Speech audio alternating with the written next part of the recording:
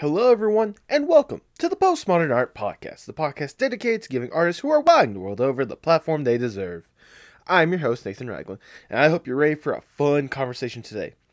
Today's guest is Little Hypno, a thumbnail artist for likes of BigJigglyPanda and Blarg with a love for video games and the horror genre. This podcast was a great conversation for both of us, and I hope you enjoy and laugh as much, if not more, than what we did. Support her with all the links in the description below. Also, like and share the podcast if you enjoy, subscribe or follow if you want to enjoy more content like this, and comment your favorite part below. I've been having an absolute blast with this podcast with every single guest that I've had on, and I want to bring on more people that I know you all would love to learn more about. So any support that I can get in any way possible, I would greatly appreciate it. But now, without further ado, please enjoy the Postmodern Art Podcast. How you doing today, by the way?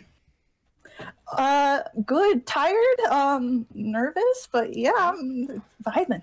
Trust me, you're not the only one that's nervous in this case. I've said this before with every single episode that I do. I'm always like, there's always that like fear in the back of the head of like, am I wasting their time? Are they actually enjoying this? Is anyone else going to enjoy this? So, you know. No.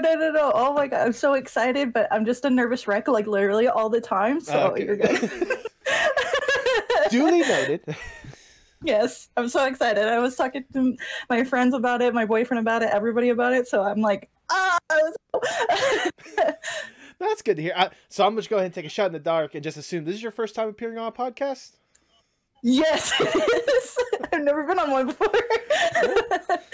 Well, you're glad you got someone like me admiring your amazing art, nevertheless. So. Oh, thank you so much. I appreciate that. I mean, it's one of those, you know, I'm a fan of YouTube and stuff like that. So whenever there's certain YouTubers and I notice they got certain animated, you know, thumbnails and such, I can't help but, you know, wonder who the artist is. So yeah, that's my boy. That's my panda boy. Yes. Like, you know, that's so cute. Yes. I wasn't able to snag any of those, so that's cool that you have them. If I had known, I'd find some way to ship this over to you. No, it's totally okay. Thank you, though. I have enough figures as it is. I have dozens. No, absolutely. It's one of those. I had to do the same because what was it? A couple weeks back, I actually had Kihori on, the thumbnail artist for I Am Wildcat. I had her on, so I had the I Am Wildcat YouTubes as well for that one. Yeah, I watched that one. I think that was the video, like that one, seeing Kiori do it made me a little bit more comfortable doing this because I was like, okay, well, Kiori did it. I think I can do this and it'll be fine. That's good. Yeah. I'm glad that I know that the people I bring on inspire others to hop on the podcast as well. That makes me happy more than anything else. Yeah. Anyway. Okay. Sorry, get my last little these nerves out. All right, take your time. I was gonna say, if it helps you out with your nerves or anything like that, don't think of this like an interview or a podcast or anything like that. Think of this as a nice, calm, cool, casual conversation about the stuff that you're passionate about. Because at the end of the day, you know, art is a passion that you have, and this is, you know, this is like the thing that you've like built yourself up with. So I mean, why not express just how much you love it? So. Oh yeah, no. Once we get going, I won't shut up. So. Hey, no, that's perfectly fine with me. I always prefer longer podcasts anyway. Seriously. Radical. Yeah, I'll probably repeat myself a dozen times, but that's because I ramble. So it'll be quite a long call. Hey, like I said before, I like dead serious love like the longer podcasts and such because like okay, so dead serious. I don't know how weird or how like interesting this is. I love listening back to my own podcast as well because at the end of the day, I'm literally making this podcast more or less for me. So. No, that's totally fine. I do the same thing with my live streams. I'll just go back and chill and watch them. Usually judging myself on how I play, but other than that, yeah, watching them, enjoying my time. Oh, there you go. There we go. One question though before we start. Go ahead. So, I have very vulgar language. Or do you have an issue with that? Oh, I don't give a fuck. Go ahead. Let's fucking go! All right, let's go. Give me the icebreaker. Let's go. No, I love this energy. I love this enthusiasm. Go for it. Yes. Awesome. This is my go-to energy when I'm nervous. So let's go. Well, then I guess stay nervous, maybe? I don't know. No, I'm joking. Okay. Alrighty.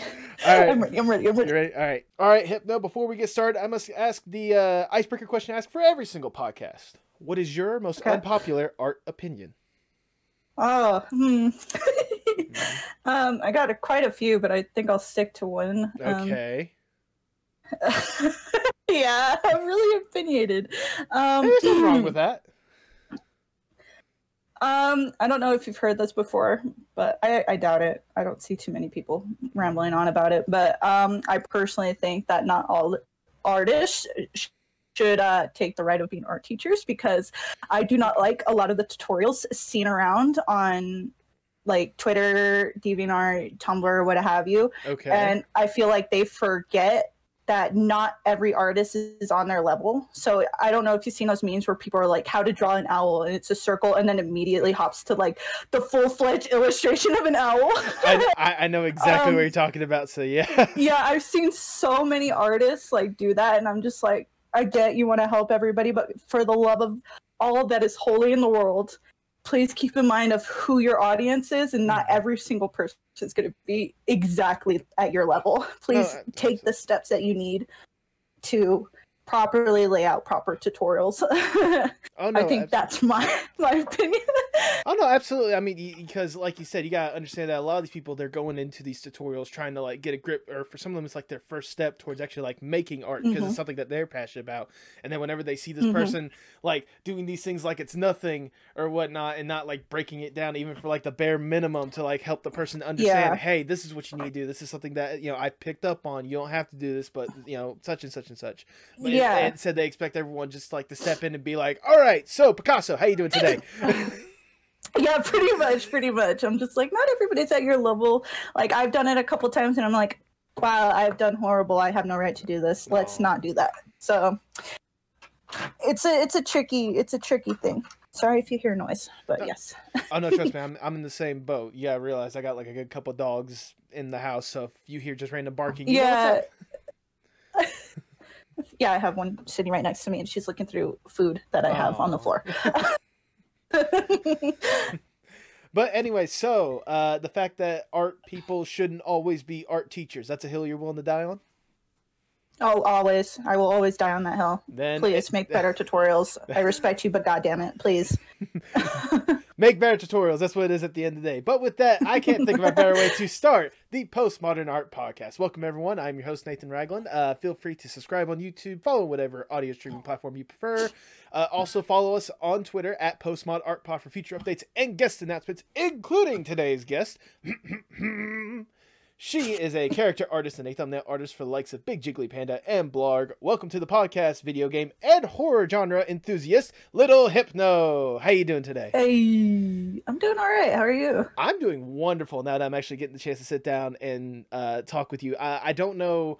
I don't know if you've ever seen my name before the most recent email, but whenever I was starting off this podcast, I believe you were one of the first people I wanted to have on the podcast, because I've always admired your art for a while. Oh, wow, really? Yes, I've admired your art for a while. Thank you. So I really do appreciate you taking the time out of your potentially busy schedule to sit down and chat, because I really do appreciate it. So, of course, this seems like fun. I'm like, well, if I wasn't such a nervous wreck, I would have been here a lot sooner. No, I don't blame you. I also want to give a quick shout out real quick. I don't know if you remember him. My friend Alex Foster, he was one of the people that like further pushed me to be like, hey, you should really have her on the podcast. So. Yes, I believe I remember him coming to me a few times. Yeah, so yeah, I believe I know him. I'll probably go ahead and also have his commissioned artwork up if he's fine with it. But, you know, because I know I remember I believe it was a Pokemon one. Like he had like the trainers and different colors and stuff like that. So there you go. Yep, I remember that one. That one was a fun commission. Oh, there we go. It was a lot of fun. So there you go, Alex. It was a fun commission for her. But before we divulge too much into some of your artwork that you've created, let's go back a little bit and talk about the origin stories of Little Hypno. What exactly got you interested in art in the first place? Well, that's going to be a little harder to explain, because my introduction into art was not a technically good one. I've been through a lot in my life, regarding like parents' divorce, severe bullying, things like that. And my only outlet was I just got into art. It started with me seeing, I had moved to a new school. Okay. I went from a country town to a big city. Mm-hmm. And I saw people drawing a lot. And so I was like, oh, I want to pick that up. So I ended up doing it. And I found that it was like very therapeutic for a lot of the emotions I was feeling back when I was 13. And that's what got me into that burning passion of just drawing. And I just kept drawing every single day after that up until now. Yeah. So that's what got me into art, was very sad circumstances, but I mean, it's brought me a lot of good at the end of the day, and I cherish that a lot. Right. No, I mean, absolutely. As long as art is finding a way for you to sort of express yourself in the way that you normally wouldn't, I think at the end of the day, it's still great and inspiring. And I really do appreciate you, you know, saying that and letting all that out there for everyone to hear about. I can only imagine how hard it must be for you at times to talk about that stuff. So yeah, that's something I rarely talk about. I mean, I bet you can hear like the shakiness in my voice. It's been a very long time, but there's still emotions in there that still makes it a little bit difficult despite being nearly 25 years old. Right.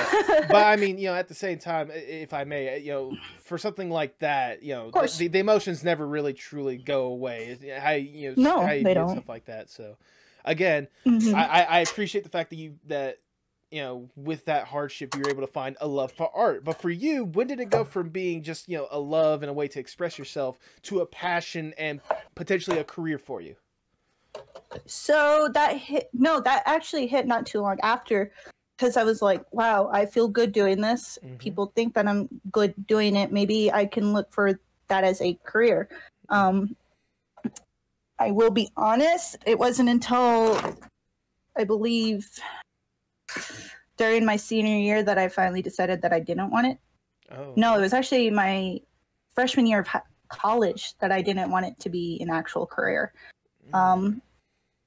It just took school and, unfortunately, specific teachers and specific people that made me just not want to touch it. Right. Yes, it's my job now, and I do enjoy it, but it's more of a hobby. Right. I did at one point want to be a character designer, a storyboard artist, all that good stuff.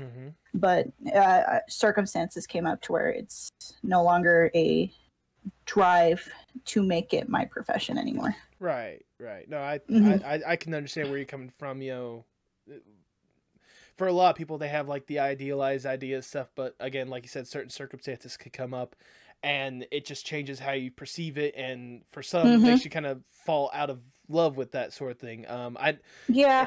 If I may refer to a previous guest, like we mentioned, like I mentioned before, you know, Kihori, you know, she was all about like just art and animation. Like animation was what she had devoted herself, even going against the grain of what like her parents wanted at times. You know, they were accepting of it, but like, you know, she got to do that love, and then actually being in that studio in horrible circumstances where she was being overworked like crazy. She was being overworked like crazy and only getting paid $50 a week for doing that kind of stuff. Ridiculous. It made her fall out of love with it. So I can understand where you're coming from, you know, with certain circumstances like that. I mean, there's no shame in that. And like you said, you still have that, correct me if I'm wrong, you still kind of have that love for it, but like you said, you've put more effort into it as like the hobby instead of like, you know, what it was. I feel like, art is so much better when it feels like a hobby. Back when it was feeling like, oh fuck, I gotta do this as my job. That's how quickly it just started bothering me. Like I didn't want to pick up my tablet. I didn't want to draw. I didn't want to do anything because it wasn't out of fun. So I wanted it to be fun. Right. So I started seeing it as more of a hobby. Again, I do have a job as an artist, as a thumbnail artist, and I do enjoy my job very much because I'm lucky to have amazing people that I work with, and they make it fun. But I have to constantly, you know, do things that I like to keep that passion going. Right. No, that's why my fucking feed is filled with fan art. Hey, there's no shame in that whatsoever. I was gonna say, in fact, let's divulge into like what sort of inspires the fan art. Words are wonderful, aren't they? Great. Exactly. What exactly is an inspiration for like the art style and the way you approach a piece? Ooh, that's hard. I don't know. What is the process? Here, repeat that question again. Sorry, my brain is so odd. You're perfectly fine. I was saying, what is an inspiration for sort of the art style that you go with, as well as like the process of like going in to create a piece? Oh, okay. Well, I never really thought about specific art styles. I usually think about the mood that I'm trying to set in. Okay. So, and that usually just works with my current art style. I have obviously 2 different art styles when it comes to my art and my thumbnail art. Right. I try to go for the more serious, more detailed sort of look, because that gives off more of the emotion into my artwork. Most of my art is very emotional based, so that's why. Yeah, sorry. Again, there's no shame in that, as long as you're finding a way to express yourself, like we just established. Yeah. Yeah, sorry. The rambling's going and it doesn't make any sense. I'm so sorry. No, I mean, there's no shame in you know, that kind of mentality or whatnot. So I'm trying to think. You're fine. I'm trying not to make this so long and awkward. See, this is where the nonsense comes in, and I feel so bad. No, hey, there's no shame in that. Like I said, I love it when a person just rambles, because that means that they're fully like mentally in on how they're passionate about stuff. So if you need to ramble about how the process is or whatnot, go for it. I am all ears. Oh, okay. Well, thank you. Again, it's usually emotional based. I listen to a lot of music, and that's what helps drive a lot of my art too. So if I get a specific idea from listening to a song, it doesn't matter what song it is, and I'll just throw it in there.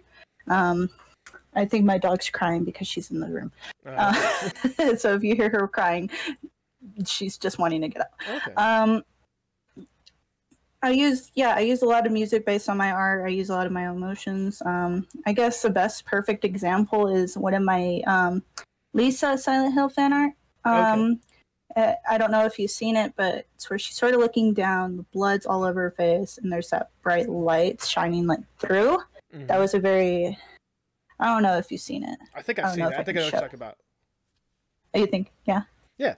That was like a day and a half like mental process of how exactly I wanted it. Yeah, I usually take a few days to fully like map out exactly what I want when I want to draw, how big the canvas I want, what specific perspective. Even if I feel like, oh, that's going to be too hard of a perspective, I'm still going to do what I can, because I know that my emotions are going to be able to guide me through that entire piece.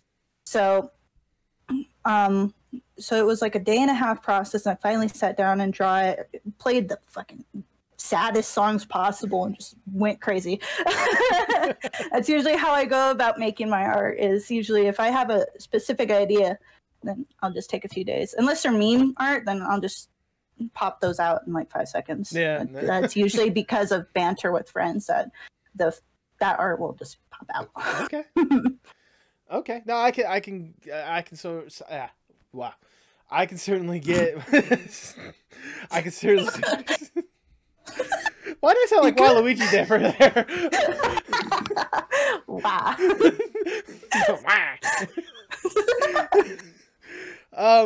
No, I can certainly see where you're coming from there with sort of the, you know, like basically like putting yourself in that headspace when it comes to like creating that art, and like you said, you know, just putting on like, you know, whatever kind of music to really get you in the mood. I know a lot of people have probably a similar a process and such, because again, inspiration can, especially when it comes to art, can come from just about anywhere. Let's just be honest. Oh yeah.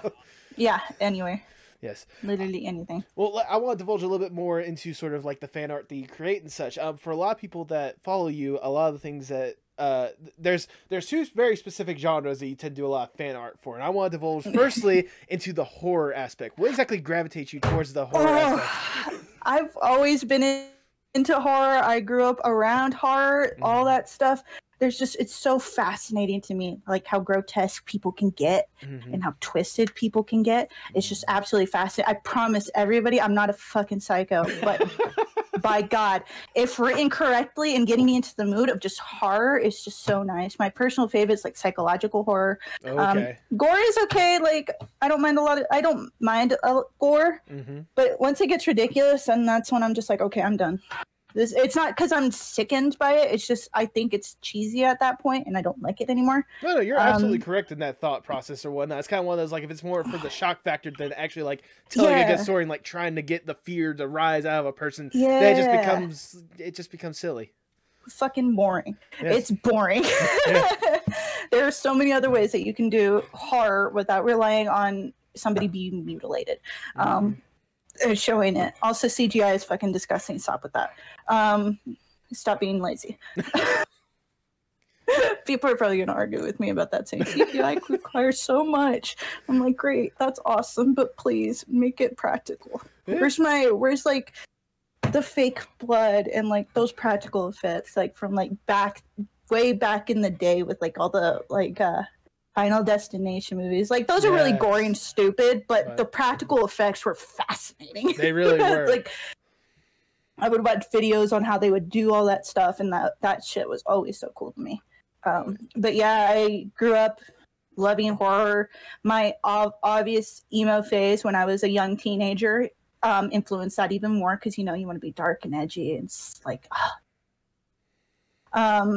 so that also triggered my love for I've played multiple horror games. I like a lot of horror games, but I think my personal one, and people might find this weird, my personal all-time favorite is Cry of Fear. Okay. I don't know if you've seen that. I know what you're talking about. Yeah. God, such a good game. Such a good game. That is my all-time favorite horror game. It's Cry of Fear. There we go. There we go. I was gonna say, is there any sort of like particular aspect of it that just like puts that little bit higher over like other horror games? I guess the graphics and the quality, just the way the enemies move is so like inhuman and fucking weird, and they like contort and move like really fast. There's just something about that sort of type of animation that makes me like it so much. I don't see it too much other than like Silent Hill or Resident Evil, right? But the way that Cry of Fear did it, because of how their graphics looked, just made it so much more creepier and so much more unsettling that I prefer it a lot more. I don't know, the setting and the way that the monsters were just made me like shit more than literally anything else. No, I totally get where you're coming from. I'll ask this question. It might seem like an odd one. What is the most aesthetically pleasing like horror figure that you could think of? Like whenever you think of like ones that are like maybe like fun to draw, or just like the image that they convey is exactly what it's going for. What's like the best one out there in your opinion? Ooh, that's a good question. Ooh, because there's a lot of like horror characters that just make me go oof. I think though I haven't drawn him yet, and I really want to. I just got to figure out like the right mood. The right mood and the right pose and stuff of how I want to do it. Have you seen the movie The Terrifier? It's a pretty gory movie, but it's like a really like indie, like sort of home movie, like horror movie. I've heard The Terrorizer, but I haven't heard The Terrifier. No, The Terrifier is a good movie. Okay. It is gory, but I don't mind it. There's a very gory scene that's like iconic to me. Okay. And the villain in there is Art the Clown. The Clown. Okay. Oh my God, just the way that he is just the way he's posed. Like if you mix Joker and the Ghostface together, like the man doesn't talk, but he has like the mannerisms in a fucked up like way, and like he jokes in such a sadistic way that I'm just like, oh God, please, yes, I want to get him like tattooed on my thigh. Like that's how much I like him. Didn't you already get gross? Didn't you already get Ghostface tattooed on your like leg or something like that? My calf? Yeah, I have Ghostface tattooed on my calf. There you go. Again, no shame in that whatsoever. Oh no, I love horror characters. Like Ghostface is another one. I think you've seen like a ton of fan art that I've done of him. Oh yeah. He's so easy to draw. I'll say it's like your pinned tweet, I think it is, or something like that. Like you have that's my like favorite drawing I've done of him, and it's a very good one. I'll give you that one. Thank you so much. I was very proud of it when I got done with it. I was like, I'm gonna to draw Ghostface. I just got done playing as him. I got an idea. There we go. Well, I was gonna say, since you sort of like brought it up a little bit, I'm gonna divulge a little bit. The other aspect that you like to draw a lot of that I was gonna talk about is video games. What is it about video games that just gets like the creative juices flowing for you?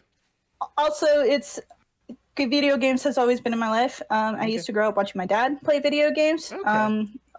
yeah, I would sit there because he'd play all those like crazy games, those old Resident Evil, you know, all those like, I think even off-brand horror games. I can't even remember the names, but I remember he had like pages of cheats so he could get through the game.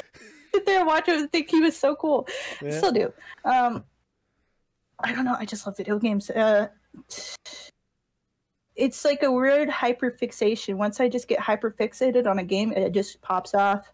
Like Dead by Daylight hits all the good buttons for me. Video games just something about the characters, something about them, especially when they have good lore, and it just makes me draw more. If the characters are attractive, that just makes me want to draw more. Hello, again, tall lady. How are you? I'll say again, there's no shame in that. We've all been guilty of that at least once. Oh yes.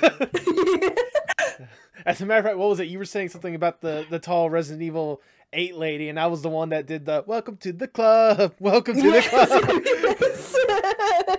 Yes. Oh my god, I love her so much. Yeah, she's so pretty. She's like I said, she's also very aesthetically pleasing. If you know what I'm talking about.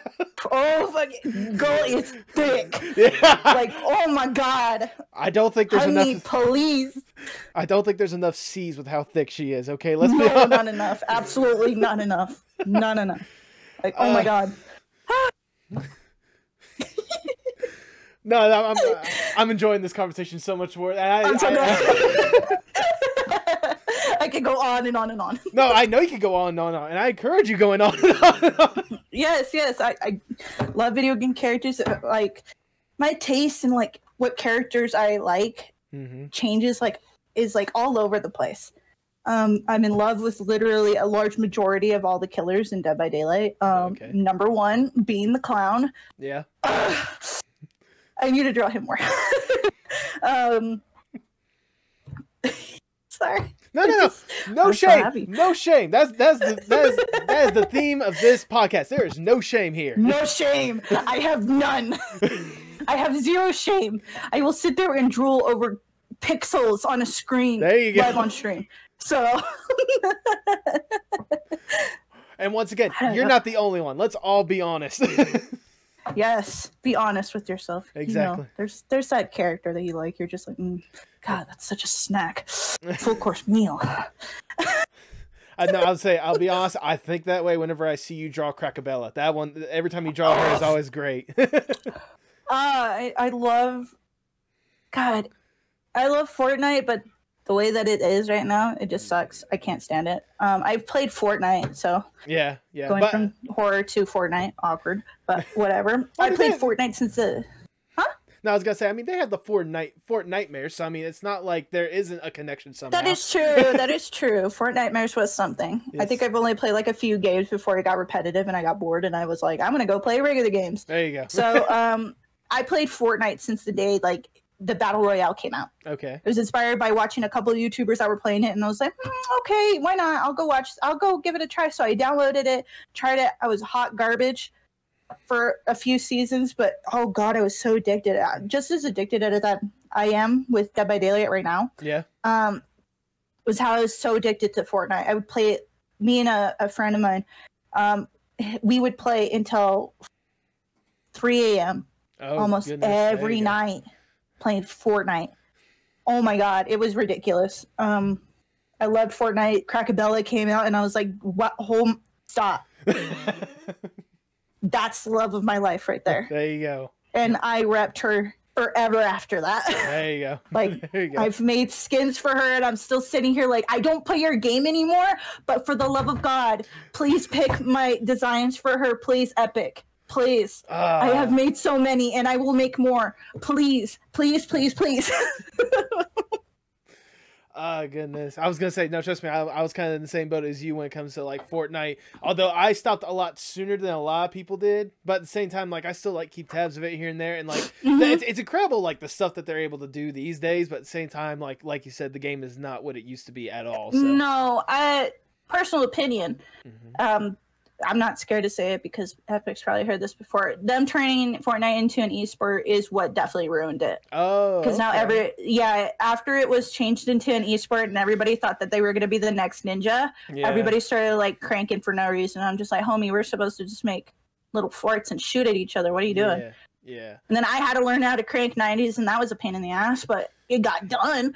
But it got more stressful over the season and less fun. Yeah. No, absolutely. So, especially, like I said, when it came to the esports, whenever a 16-year-old won the Fortnite like national championship or whatnot, then everyone thought, yeah, I could do that too. And then I'm gonna be the next Booga. I'm gonna be Booga.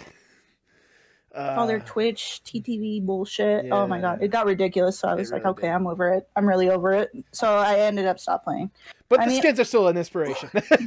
Oh, absolutely. Like, I love Cracabella to death. She might not be mine. I'm willing to buy her. I'll sell my firstborn if I can have her. Just give her to me. I still love her. She's precious. It's stupid that Crackshot has so many skins and she doesn't have shit. Yeah, no but joke. I think it's because more people like him than her. So, which is odd, but that's the world that we live in today. So he was here before her, so they fell in love with him. Right, so right. She didn't come until season 7. Season 7? Yeah, the end of season 7. Yeah, because that was about Christmas time when that season came out, so that would make sense. Yep. So. Yep, that's what she came out. Of course, I know everything about her because she is the love of my life. Well, I was gonna say, I mean, like you said, you got all that love for like Fortnite and such, and you've brought it up a couple of times. But let's talk about the love you now currently have for Death by Daylight. What exactly got you like fully invested in that? Oh my god! Okay, so we are gonna be here all night, people. So I'm fine with that. Let's go. Let's go. Okay, so my sibling actually brought it up to me, and they were like, "You should check out Dead by Daylight," and I was like, "No, it's not my type of game. It doesn't seem like something that I'd be interested in." And then I came across a video by Wow Such Gaming called Reasons Why You Wouldn't Survive Dead by Daylight, and I was like, I'm gonna cave and give it a watch. And the lore that he started saying, now Dead by Daylight doesn't have too much lore currently. Right now they're like retconning a lot of stuff and adding a lot of weird shit, so it's kind of awkward. But the lore that he was talking about with the specific killers and why you realistically wouldn't survive against them was so fascinating to me. And I was like, okay, you know what? Fuck it. I'm going to give it a try. So I ended up grinding Dead by Daylight and getting to learn it like 4 days straight. Like, obviously taking breaks to go to sleep and such. But I still worked at home, so I had all this time in the world to go through it, and oh my god, I just loved it. I loved it so much. I loved all the killers that I was going against. I loved the survivor aspect. I'm more survivor main than I am killer main, shockingly, but that's because I like it so much. And then I started watching DVD content creators, Noob 3, Monto, Puppers, all of them. Noob 3 being number 1. Right. Always in my heart. King, return. We are waiting for you, but please take your time. And he's really good, and that's how I learned how to play, was watching his videos. So they're highly edited and stuff like that. He's still such a good looper. And he's made so many killers like DC or Leave Him. And I was like, God, I want to be that good someday. So I was just like, fuck, I'm going to do that. So I ended up going for it. And then I ended up meeting quite a few other people that like Dead by Daylight. So they got me more into it. And then I got my friends into it. So we all found another game other than Fortnite to play. And they ended up really, really liking it. So that's why I got that. And then I love the characters of each survivor because they all have their own little lore. And what plus one, like they had like canon named characters like Steve from Stranger Things, who is currently my profile picture because I fucking love Steve. There you go. Yes. Steve, Nancy, they got Ash from the Evil Dead in there. I was like, oh my god, yes. Dad. My dad is in here. Thank you. Father. Father, they got Tap from Saw. They got him. I was like, oh my god, they got Daddy Tap. They did you so dirty in the movies, and now you're stuck in this hellhole. I'm so sorry, babe. And then for killers, they got Pyramid Head. Yeah. Freddy, Ghostface, Michael Myers. So Ghostface is not the same Ghostface from the Scream movies. Really? It is a completely different. Yeah, they only got the rights to the mask and the silhouette of him. Okay. So that's why his outfit's a little different. Of like Billy's outfit from the movie, but this is a completely different Ghostface, right? His name is Danny Johnson, Jed Olson, whatever fuck name he wants to call himself. This is Ghostface, real name, generic name here. Yes, pretty much. I think I even remembered like first starting to play, I was like, oh my god, I need to be a Ghostface maid. And so I got into some lobbies. The first time I played Ghostface, I ended up 4K on. Wow. Yeah, I 4K'd. I got the fucking win, and I was like, god damn, this is fun.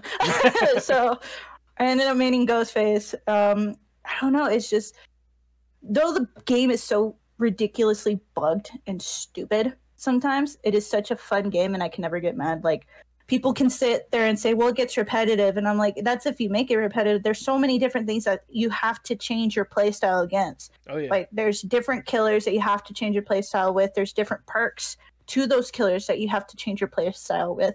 Like, I know you were watching my stream earlier. Like, we had spirits that we were like, oh fuck, does she have Strider? And Strider makes your breathing and pained noises 20 times louder. So if she phases and hears your ass, you're fucked. Yeah. You're fucked. So even like the survivor perk Iron Will does not help you in that situation. You are still fucked. Yeah. So it's like it's different every game. And I think that's why I enjoy it compared to Fortnite, where it's the same shit over and over. You're just gonna get shit on, or you're gonna win, and maybe you're not gonna win. But Dead by Daylight, it feels like so much more different because I don't know what killer I'm going to expect. Right. Who am I gonna go up against? And then if I want to, I can change up my player build to something a little bit more fun, like what stunning killers while jumping into a locker. I could do that if I want to. Yep. Just, you're running around, running a corner, quickly hop in the locker, and then the second he comes around, you got head on running, boom. I've done that to a plague. I was solo queued once, and I did that to a tall Vommy Mommy 4 times in one match. Nice. That shit was fun. Yeah, that was fun. That was so much fun. It's one of those I've always been like vaguely intrigued in the game. I just know no one that plays it other than you at this point, so... You are more than welcome to ask to play. Honestly, I want more people to play. Okay. I don't care if you've never played before and you're like a confused little baby, little doe-eyed deer about to get run over by a truck. Because that's probably what's going to happen, but I'm going to do my best to drag your ass out. Well, but it's so much fun. Well, one, I need to purchase the game on laptop because I only got it on PS4 for the time being, but I'm more than willing to get it. And two, there is crossplay, sir. Oh, is there crossplay? Oh, that makes it so much easier. Awesome. But I was gonna say there is crossplay. Yes, but I was gonna say, but number two, if nothing else, if you decide to do a Twitch stream on it, it'd be perfect. Title would be like, Dead by Daylight, but we tortured the noob. Exactly. There we go. Perfect. There you go. Content for you more than anything else. Hooray! Yeah, I just want more people to play. I think it's a good game. Yeah, it has its moments where it's really dumb, especially currently. Yeah. Because this new update sucks ass. Oh my god. It's bad. I made the comment earlier today of like, technically it makes it the perfect horror game because like horror films, it makes the villains OP, it makes the bad guys OP, and they get hits that you surprised that they would ever hit. Yes, exactly. It's just so full. Yeah. So irritating. Like, everybody's got the reach of Freddy now, and his reach is already fucking busted. His reach don't make sense. It makes me wonder what Freddy's reach will be with the update. Oh, he slaps you from across the fucking map without moving. It's one of those. Oh my god! It's one of those. You see him nowhere in sight. You open up the gate. Next thing you know, you're down because of Freddy. Exactly. Would it be the first time? That wouldn't be the first time. I wish that was a joke, but that wouldn't be the first time. The game's so busted. Oh my god! But it's so charming. Yeah, there you go. I mean, that's all that you're looking for at the end of the day. I mean, because if you're not enjoying it, why play in the first place? So. Yeah, true. Yeah, and that thing has a vice grip on my dick right now. So that game has me. I'm not gonna ask those questions. Anyways.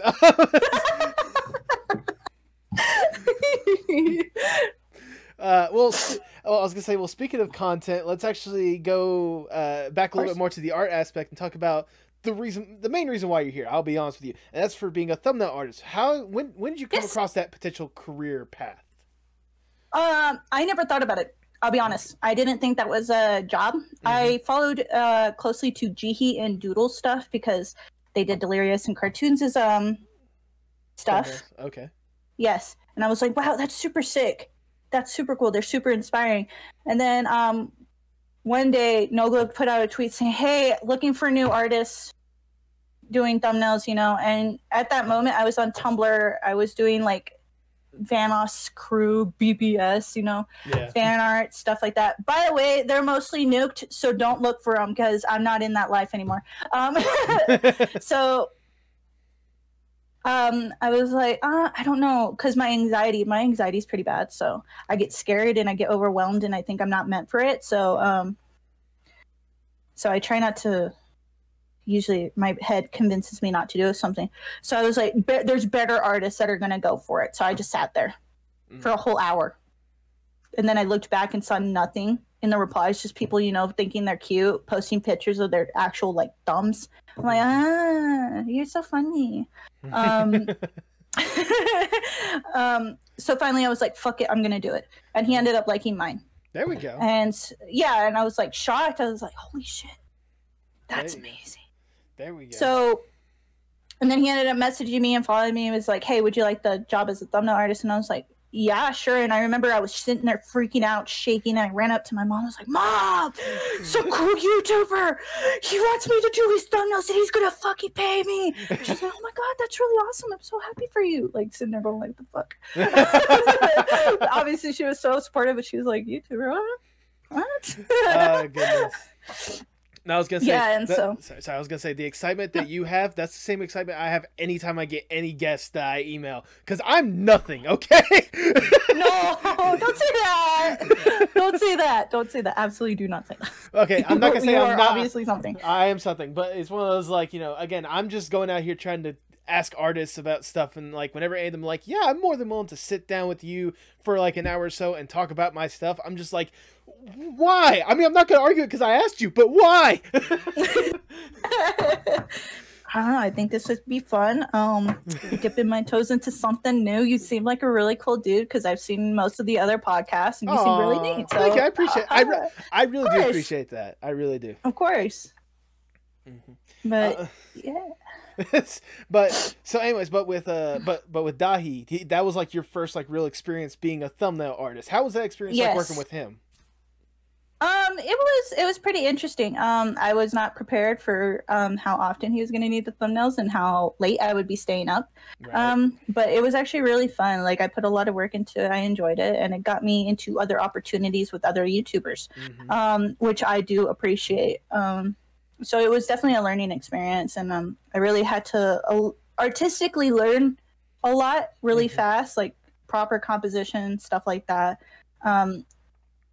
I could tell that right now, within the nearly 4 years I've been doing this, I have changed dramatically, artistically wise, so it's helped me improve. Which, yeah, it was pretty fun. It was pretty fun.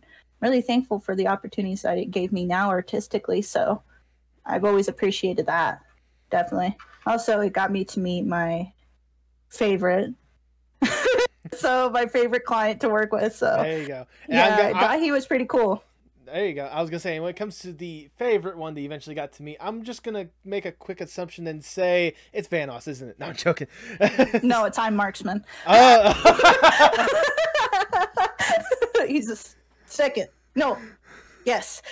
But no, it's a Panda. Yes. Panda. How did you get to meet with him, and how did the position for being his thumbnail artist come to be? Okay, so I had been working for Nogla for a little while, and I think it was back when Panda had come back from his hiatus. Right. Yeti, what are you doing? She's stretching. Okay. My dog Yeti. Aww. I remember I was playing Gmod with a friend. It was like a little over nearly 4 years ago. I was playing Gmod with a friend, and I got a message on my phone saying that, "Oh, Anthony followed you." And I was like, "Who the fuck?" So I looked, it said BigJigglyPanda, and I'm like, "Oh, wow, that's sick." Yeah. He followed me back. And then I got a message saying, "Hey, would you like to maybe, I've seen your work with Nogla. Would you like to maybe work with me sometime?" And I was like, I literally screamed on that. I think I was on Skype, on that Skype call with my friend, and she's like, "Are you okay?" I'm like, "It's me to be a thumbnail artist, oh my fucking god." You know, being the fangirl that I was back then. So I quickly was like, yes, I would absolutely love to. I would absolutely fucking love to be your thumbnail artist, and it's been amazing ever since. That's good to hear. I absolutely love Anthony.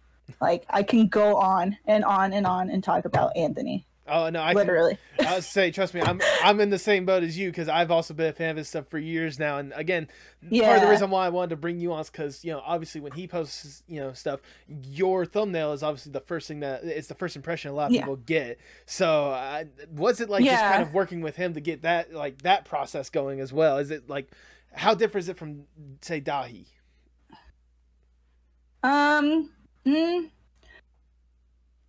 I think what was different was that I didn't have to send like a bunch of like revision sketches. He liked my work for what it was. Like, I'm not saying that Dahi didn't. Dahi liked my work.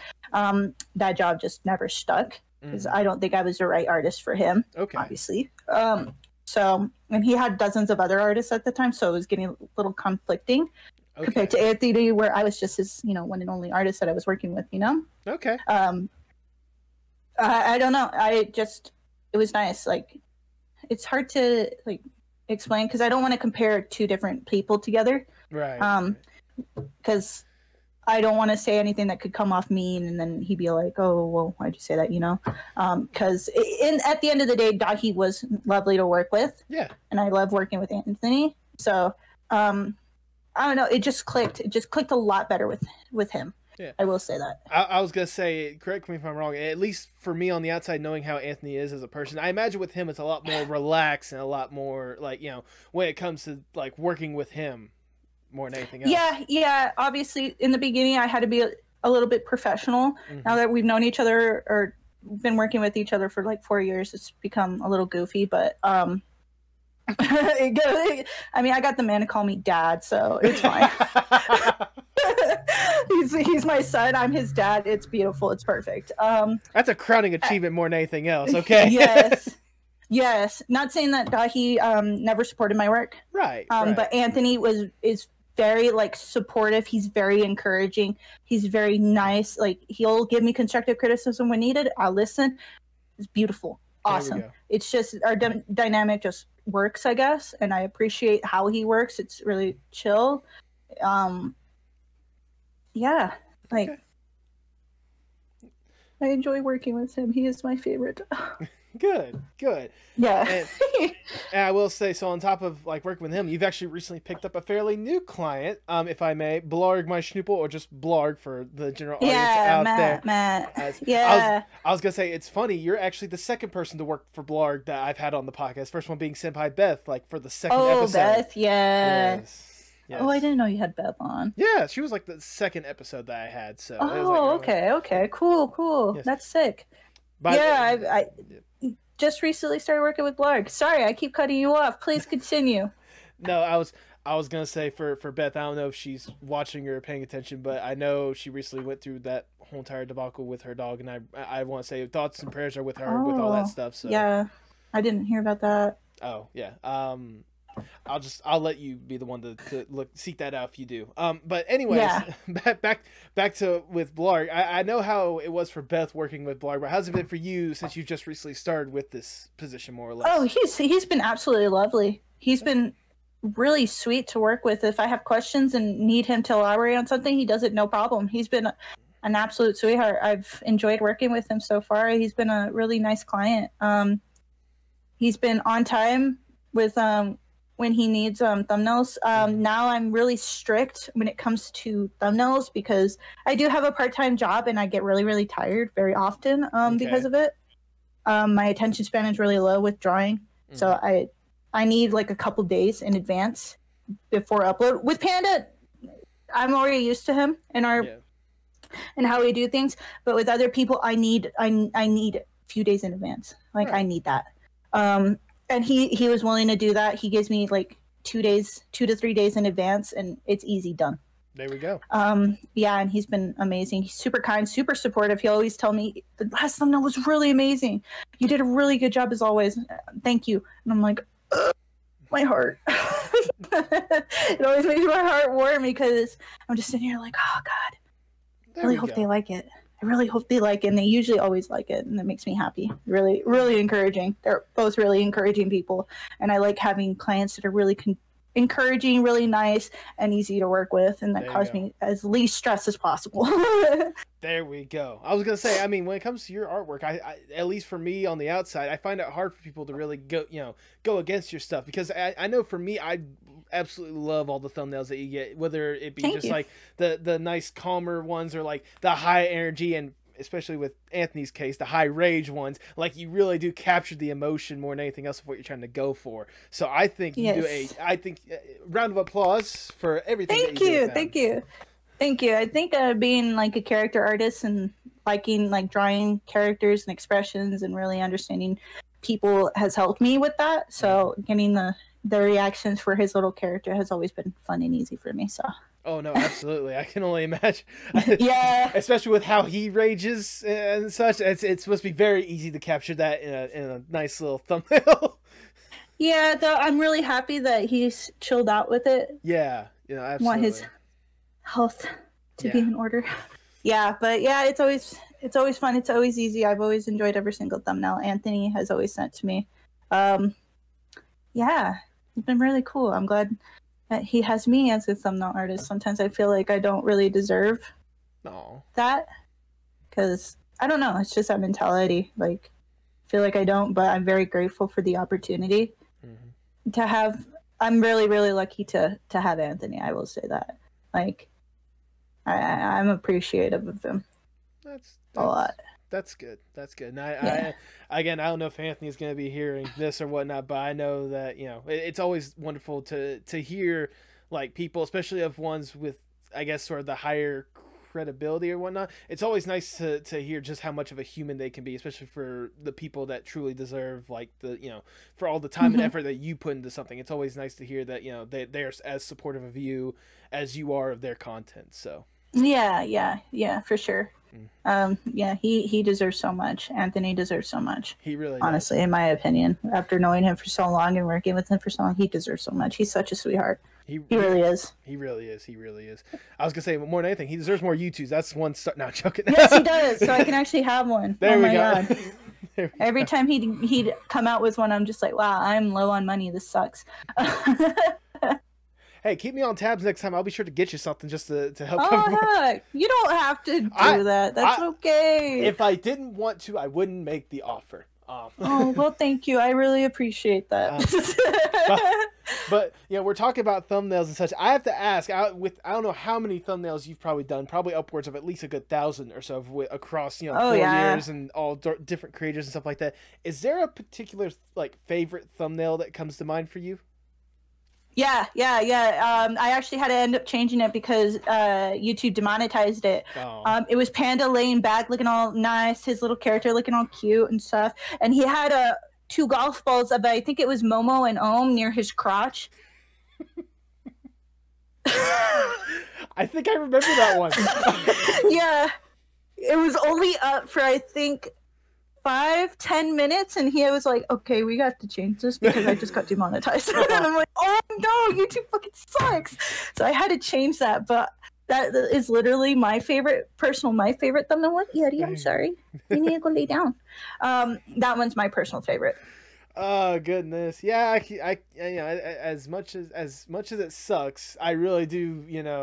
It sucks that YouTube demonetized it. I can only imagine why that one would be a favorite of yours.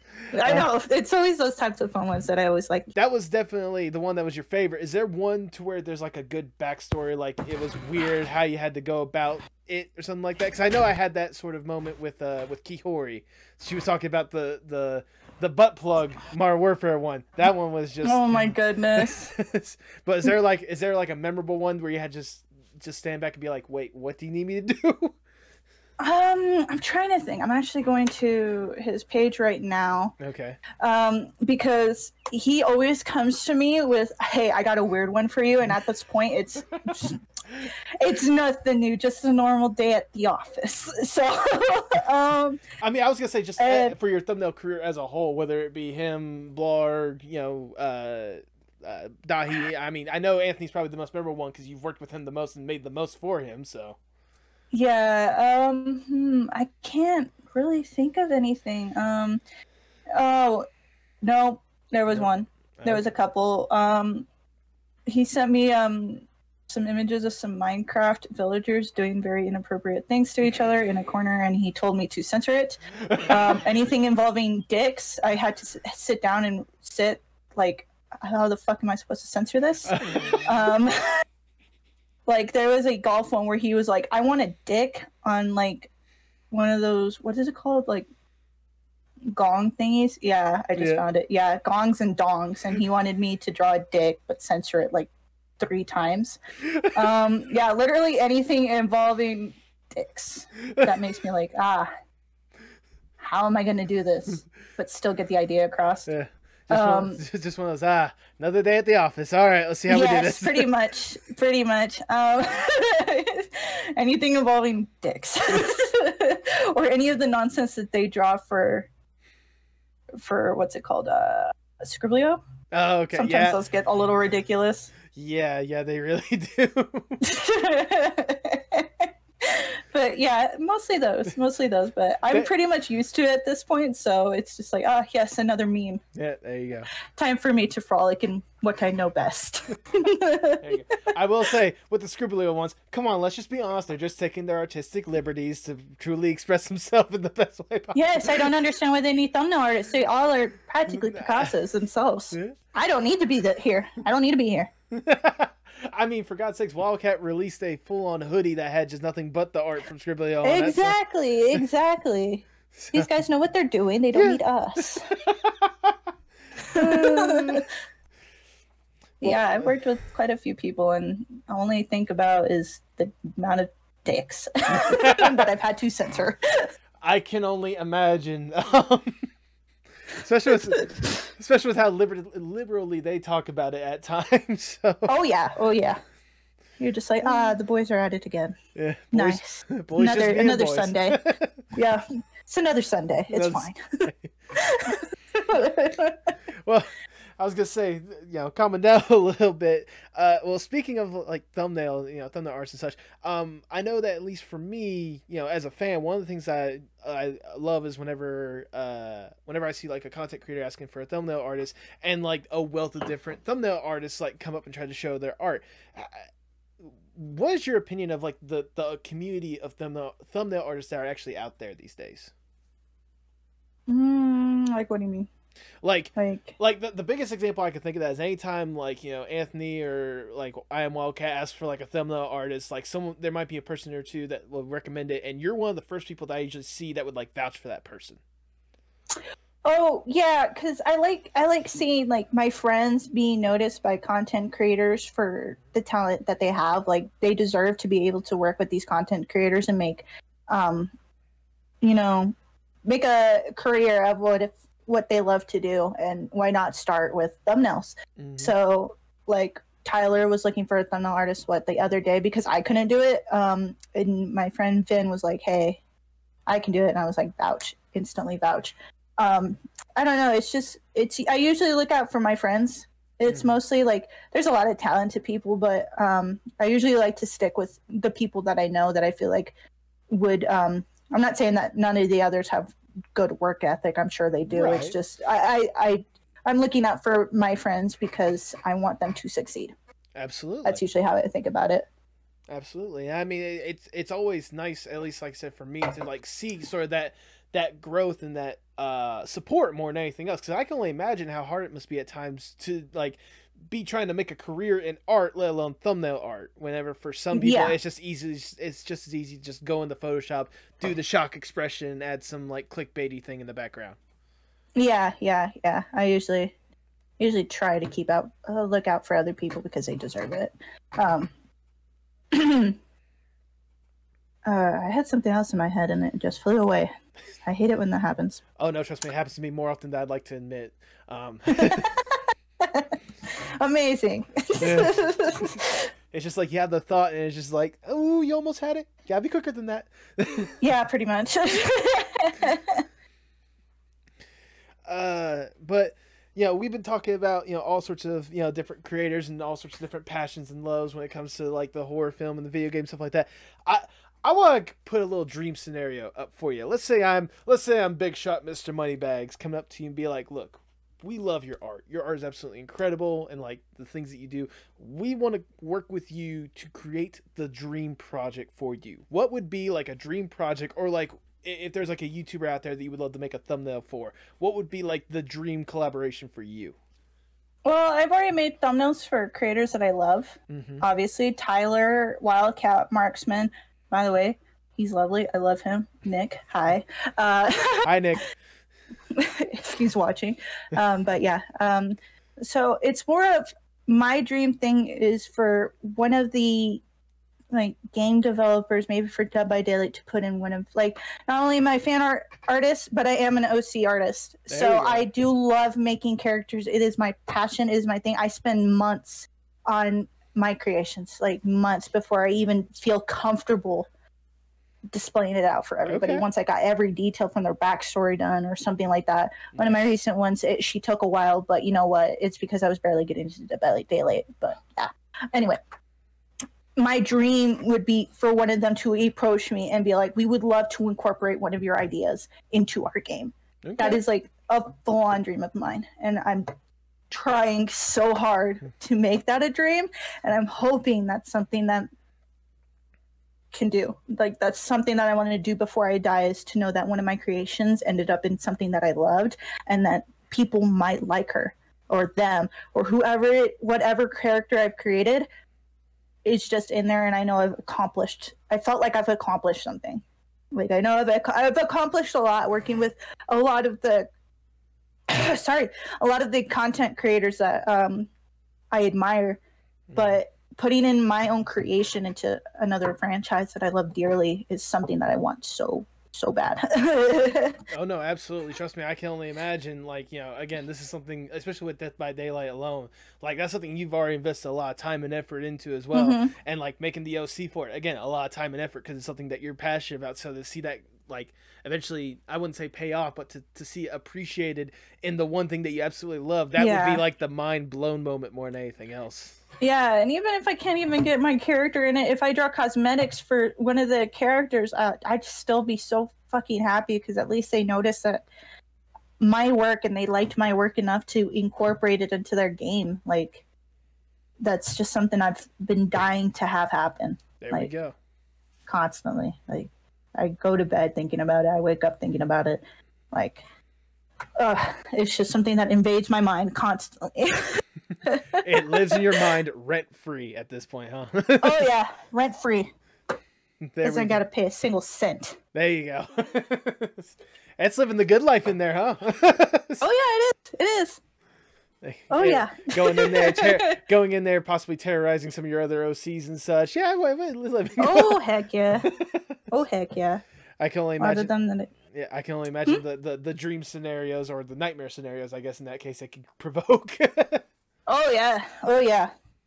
Just think of all this fun stuff. You think of ships.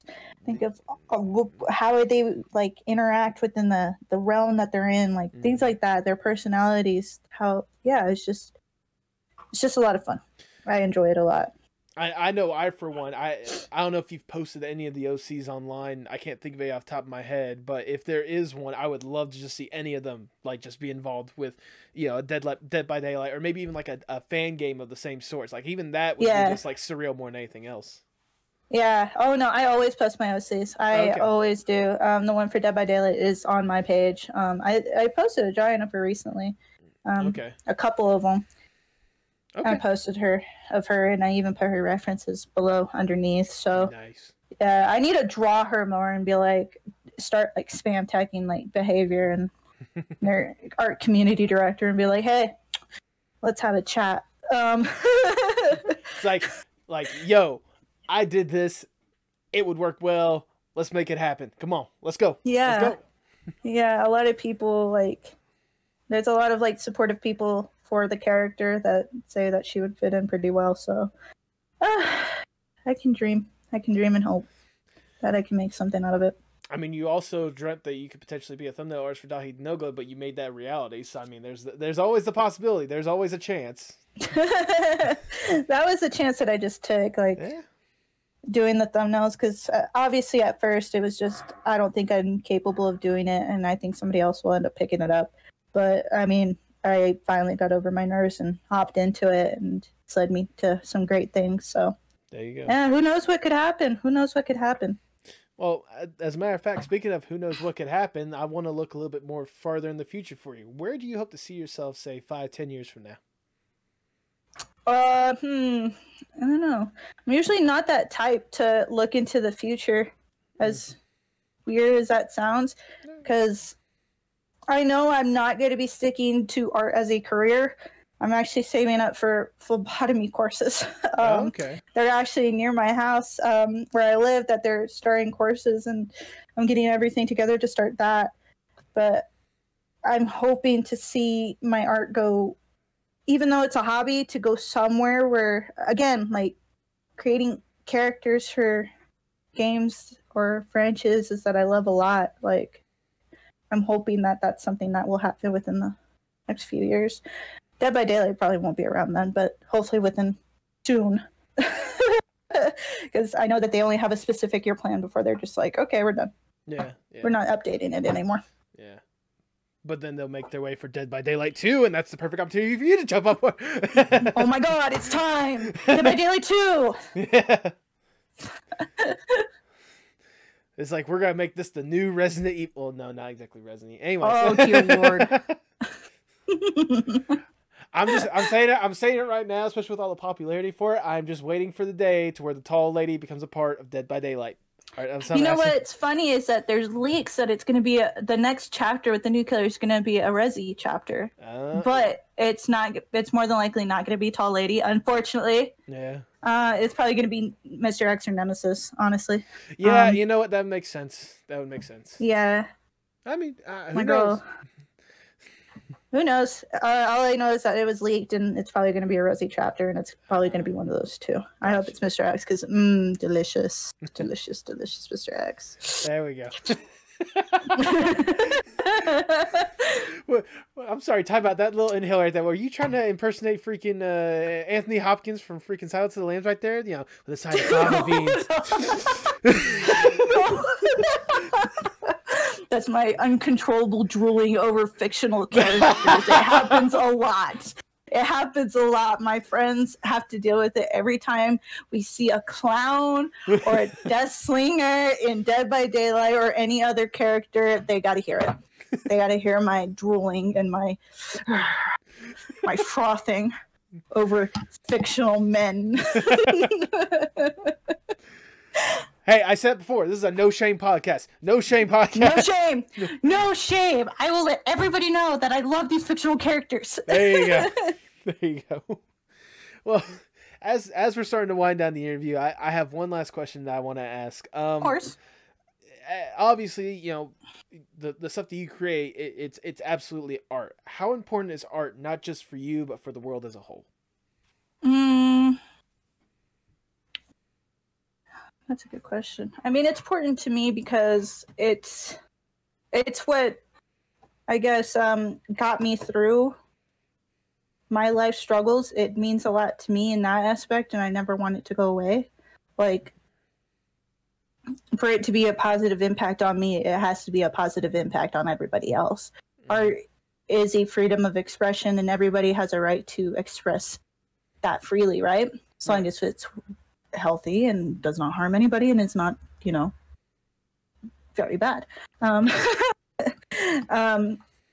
But like literally everywhere you go is art. It's unavoidable. There's no way that you can not make a place art. Like literally from nature all the way to whatever drawings. Like it's important. It's what it makes you feel emotion. Like, sorry, I'm trying to put all my words together. I don't know. It's just, it would be a very, very bland, very dead existence without any form of like art. Like it just makes you think. It makes you sit there and think. It makes you feel things. It invokes emotion, things like that. It's a normal human thing to do, and it's a normal human thing to feel. It makes you feel good. It can make you feel bad. Regardless, it's making you feel something, and that's usually a good thing. There we go. And that's all we should really expect from art at the end of the day. The fact that you feel something. So, yeah. And it's definitely made me feel something. Yeah. Yeah. Both good and bad, I imagine. Oh yeah, for sure, for sure. But anyways, that is all the questions that I have for you. Like I said before, I really do appreciate you taking time to sit down and chat with me. I've already showered you with a little bit of praise, but I'm gonna shower you with more. I'm gonna shower you with more because it's my podcast. I can do what I want. Okay. Nah, but it's one of those. Like I said, for years I've been, watching like Anthony's content and such, and like, your thumbnails are obviously a great first impression for me, and I love seeing like them. Thank you. They help me further click on the video, I should say. I appreciate that. But on top of that, I really do. I'll say, but on top of that, looking into like, researching you a lot more, and like obviously, following you on Twitter and such, seeing just all the art that you can come up with, whether it be just a 5-second one that you post for a meme, or the one that you spend days putting time and effort into, it's incredible to see the art that, even if it's only a hobby for you, I can definitely sense the love and passion that goes into something like that. And for that, I want to say thank you for taking the time to showcase the world just that love and passion more than anything else. Oh, you're gonna make me emotional. Thank you. Sorry, I don't I hear a lot of praise often, but never really firsthand like this. Yeah, no, because I'm just that type of person who thinks, I don't know how long you've been following me for, but I always have my moments where I feel like I'm not at a level where I wish I could be, because I feel like I could be in such a greater position, and that a lot of the praise that I get is not deserved, because I feel like I'm not at the top bar. I remember when doing thumbnails for Anthony, there would always be people that hated them. They absolutely hated them because they liked his unedited thumbnails previously. So that always took a toll on me. Even though he loved them, it always took a toll on me, because I was like, man, I'm not good enough. So hearing somebody say that is really nice. Yeah. No, I mean, I just want to say, whenever I go forth and I try to bring guests onto the podcast or whatnot, I truly bring people that I really do admire their artwork and all this kind of stuff. And like I said before, again, your stuff, whether you realize it or not, it's something that I've always, appreciated for years on end. And the fact that I actually get to sit down and chat with you, it's always, it's super surreal more than anything else. And like I said before, seeing all the love and passion you put in something that, like I said, you merely consider a hobby at this point, but it's something that's also like a career and something that's instrumental for you. And also hearing just how much it's impacted you past just the standard drawing stuff. I can only imagine how hard it must be for you to share some of that stuff. And so for that, I appreciate you actually sitting down and talking. It's really been a great experience more than anything else. Well, thank you. I appreciate that. Thank you for having me on. I don't know. I just think I'm just a weird little gremlin. I didn't think people actually felt that way about me. Because at the end of the day, when you're a thumbnail artist, you're just you just do the thumbnails. Not too many people are too crazy on knowing exactly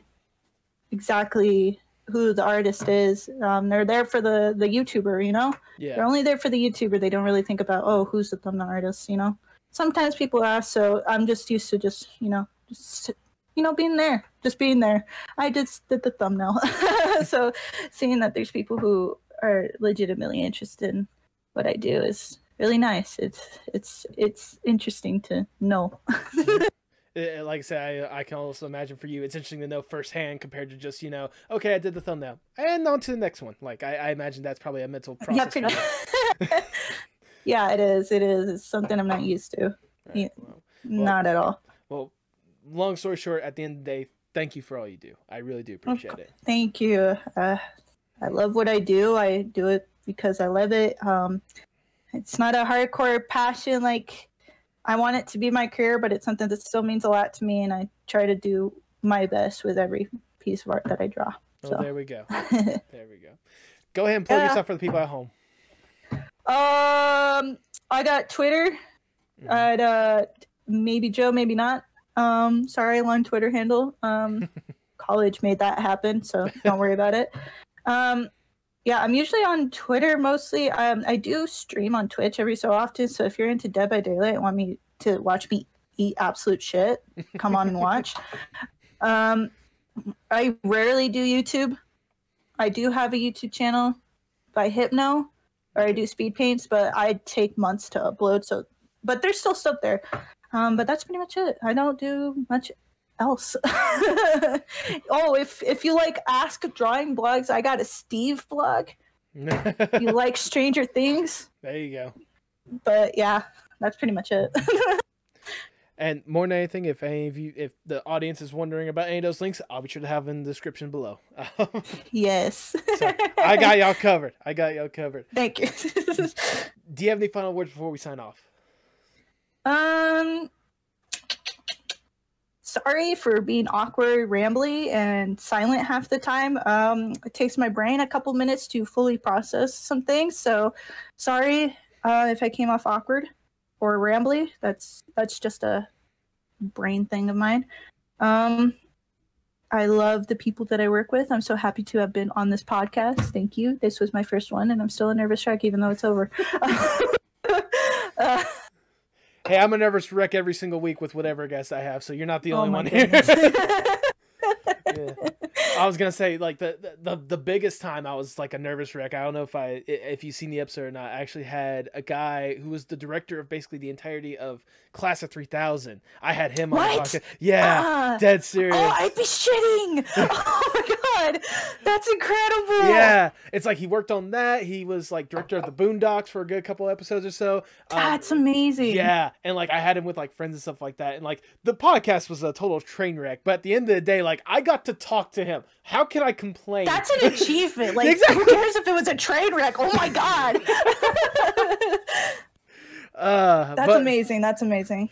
But I'm glad you had a great time on the podcast, and like I said before, I really do appreciate you sitting down and chatting and all this stuff. So, of course, it was fun. I really appreciate it. It was tons of fun. It was a new experience, and I'm glad I could participate in. There we go. And hey, if nothing else, I hope more comes your way because you have been an absolute blast to just chat with. I laughed a lot more than I ever anticipated. Thank you. Oh, thank you. Yeah, I don't know how, but I can get people laughing, and it's interesting. That's for sure. It's very interesting. I'm a different person, so who knows? There you go. It's all good. Hey, man, if I can get somebody to laugh, it's an achievement for me. So. There we go. There we go. But with that, all I have left to say is for the people at home, hasta luego, mi amigos. Yay!